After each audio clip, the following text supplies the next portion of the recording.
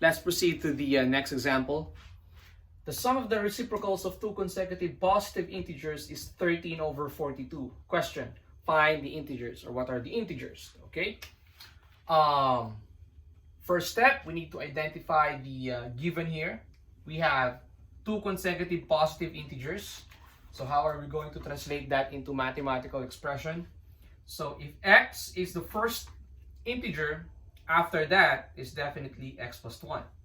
So these are the representations of two consecutive integers, or two consecutive positive integers. Okay. Next information that we need to know is this: reciprocals, the reciprocals of these two. So what's the reciprocal of x? It's 1 over x. What about the reciprocal of x plus 1? Definitely it's 1 over x plus 1. Okay? Next, it says here that the sum, so we will add these two, and the sum is 13 over 42. So this is 1, the reciprocal, okay? We're talking about the reciprocal. 1 over x plus 1 over x plus 1 equals 13 over 42. So that's our equation, okay? And then we need to solve this, okay? So first is multiply or add these two. It's going to be cross multiply.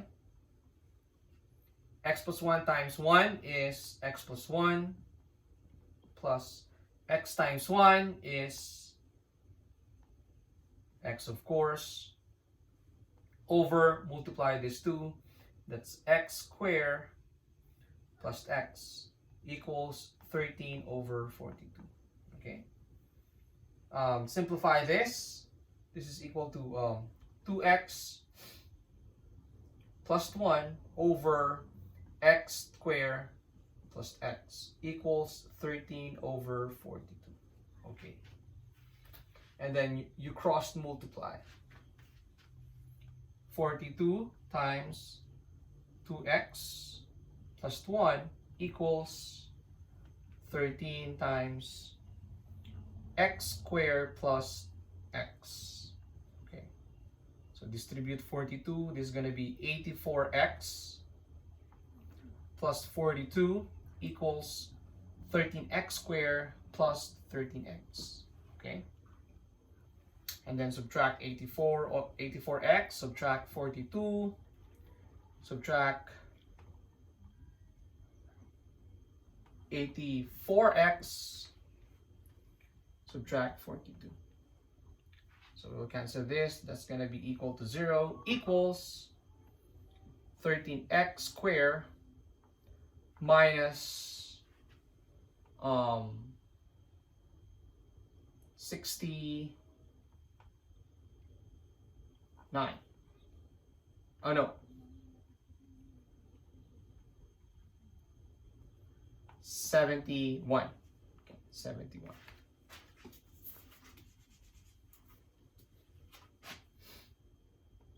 $71x minus 42. Okay. And we have a quadratic equation. So we can solve that using either using the quadratic formula or by factoring. But I prefer factoring here. Okay. So let's solve this using factoring. Using the box method, of course.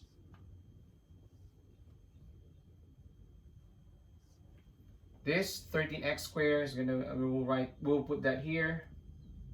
And this constant negative 42 is here. Okay. Next is multiply 13 and 42. The answer is 42 times 13. 546. So 13x squared times 42. Negative 42 is 546. Okay. Question. That's negative. What are the factors of negative 546? Okay. Factors of negative 546 that will give us a sum of negative 71. Okay. So let's check Let's try to divide 546 by 7.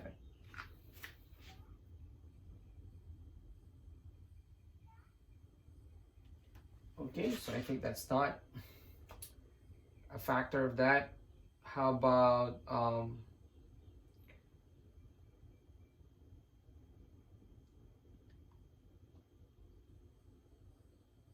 yeah, I think it's, yeah, we can use 7. Yeah, that's right.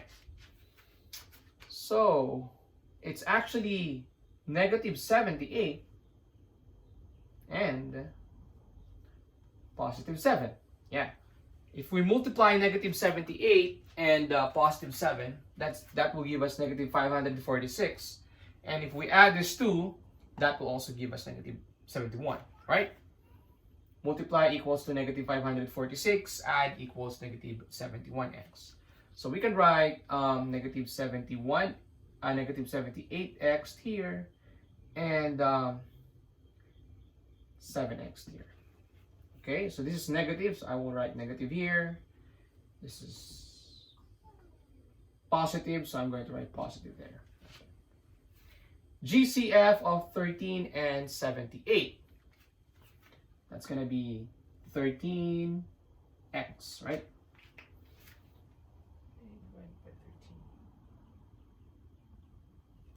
Yep. How about 742? That is definitely 7. 13 and 7, GCF, that's x. And 78 and 42, that's going to be 7. Okay. Oh, no. That is 6. There you go. So the factors are 13x plus 7 and x minus 6. If you don't like this method, you may use quadratic formula. So this is x minus 6 equals 0. So add 6 on both sides, so that's x equals positive 6. Here we have 13x plus 7 equals 0. Negative 7, cancel that. So 13x equals negative 7 divided by 13 divided by 13. So the answer is negative 7 over 3. But the question is, what are those integers? So we have two possible solutions here, negative 7 over 13 and 6.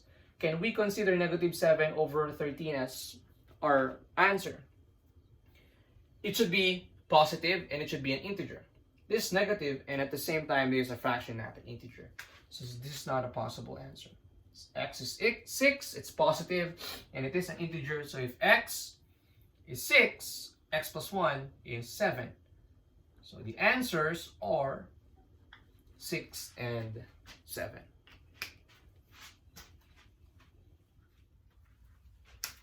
Okay, let's proceed to the fourth example. The first leg of Matthew's road trip consisted of 120 miles of traffic. Now, when the traffic cleared, he was able to drive twice as fast for 200 miles. Now, if the total trip took 10 hours, question, how long was he stuck in the traffic? So, let's have a table to gather the information here. First is with traffic. So with traffic, the distance covered by Matthew is 120 miles. Now, we don't know the rate, right? So let's say the rate is x, okay? So the time is, of course, equal to distance over rate, or 120 over x, okay? And then without traffic, he was able to cover 200 miles. And of course, we don't know the rate, but what we know is he was able to drive twice as fast for 200 miles. So that's 2x. Okay, so the time is going to be distance over rate, or 200 over 2x. Okay. And if we add this to, it says here that the total trip took 10 hours. That means the first time is 120 over x plus 200 over 2x, and that's equal to 9, which is the 10, the total number of travel. That's 10 hours. Okay, so let's simplify this first. That's 120 over x plus 100 over x. We can combine these two because both of them have the same denominator, and it's 320 over x equals 100. So multiply x and 100. So cancel that. So this is going to be 320 over this is just 10x, okay. And then finally divided by 10, finally divided by 10, we cancel that. So x equals 32.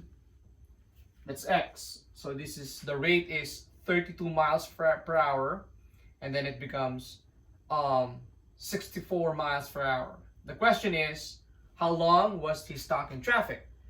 So we need to have this expression. It's 120 divided by 32. Okay, and that is 3.75 hours. 3.75 hours.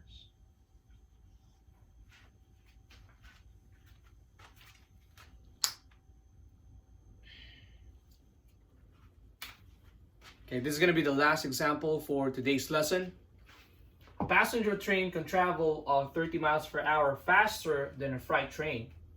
If the passenger train can cover 450 miles in the same time it takes the freight train to cover 300 miles, how fast is the passenger train? Okay, so let's have a table first to represent the information we have here in this problem. So we have the passenger train and the freight train, and then distance covered by the passenger train is 450 miles, while the freight train can cover 300 miles. Okay, the rate is, now it says here that the passenger train is 30 miles per hour faster than the freight train. So if the freight train travels x miles per hour, the passenger train can travel x plus 30 miles per hour. Okay, now in terms of time, it's 450 over x plus 30. That's distance over rate. And of course, for the freight train, it's going to be 300 over x. Now we know that the time here, our time sub 1, that represents the time for the passenger train and the time for the freight train, they are equal. If the passenger train can cover 450 miles in the same time it takes the freight train to cover 300 miles, how fast is the passenger train? So the time is the same. So that means our equation is 450 divided by x plus 30 equals 300 over x. So we just need to cross multiply this. This is going to be 450x equals 300 times x plus 30. And that is equal to 450x equals 300x plus 9,000. Next will be minus 300x minus 300x. Okay, so 450 minus 300 is 150x equals 9,000. And finally, divide both sides by 150. The answer is 60. So x is 60. That's the speed of the freight train. Okay, 60 miles per hour. What's the question? How fast is the passenger train? So we need this information. Algebraic expression, x plus 30, our x is 60. So the rate or the speed of freight train is it's x plus 30 and our x is 60. So 60 plus 30, and that gives us 90 miles per hour.